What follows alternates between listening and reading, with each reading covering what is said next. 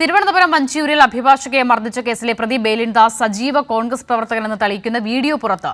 കുടുംബം കോൺഗ്രസ് ആണെന്ന ബേലിൻദാസ് തന്നെ പറയുന്ന വീഡിയോയാണ് പുറത്തുവന്നത്. സിപിഐയിൽ കുറച്ചുകാലം പ്രവർത്തിച്ചിരുന്ന ഇയാൾ 2020 മുതൽ സജീവ കോൺഗ്രസ് പ്രവർത്തകനാണ്.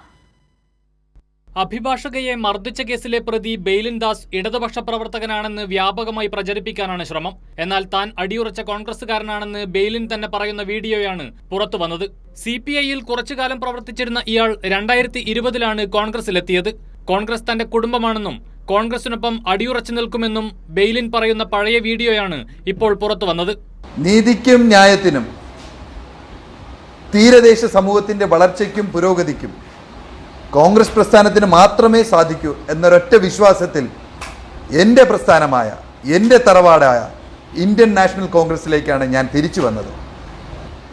കോൺഗ്രസ് പ്രസ്ഥാനത്തിന്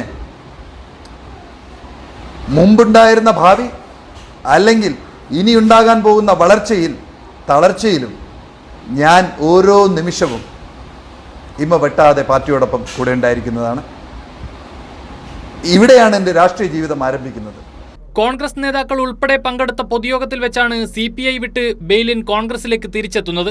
ഇയാൾ കോൺഗ്രസുകാരനാണെന്ന് ബോധ്യമുള്ളതുകൊണ്ട് തന്നെ കോൺഗ്രസിന്റെ നേതാക്കളാരും ഈ വിഷയത്തിൽ ഇതുവരെ നിലപാട് പറഞ്ഞിട്ടുമില്ല. വീഡിയോ പുറത്തു വന്നതോടെ ബെയിലിനെ ഇടതുപക്ഷക്കാരനായി ചിത്രീകരിക്കാനുള്ള ശ്രമങ്ങളാണ് പൊളിഞ്ഞത്. പ്രതിയുടെ മുൻകാല ചരിത്രം മാത്രം പറഞ്ഞ് ഇയാൾ ഇടതുപക്ഷക്കാരനാണെന്ന് സ്ഥാപിക്കാനാണ് മാധ്യമങ്ങൾ ശ്രമിച്ചത്. എന്നാൽ താൻ കോൺഗ്രസുകാരനാണെന്ന് പ്രതി തന്നെ തുറന്നു പറയുന്ന വീഡിയോ പുറത്തു വന്നതോടെയാണ് ഇത്തരം ശ്രമങ്ങളെല്ലാം പാഴായി പോകുന്നത്. കമലേഷ് തെക്കേക്കാട്, കൈരളി ന്യൂസ്, തിരുവനന്തപുരം.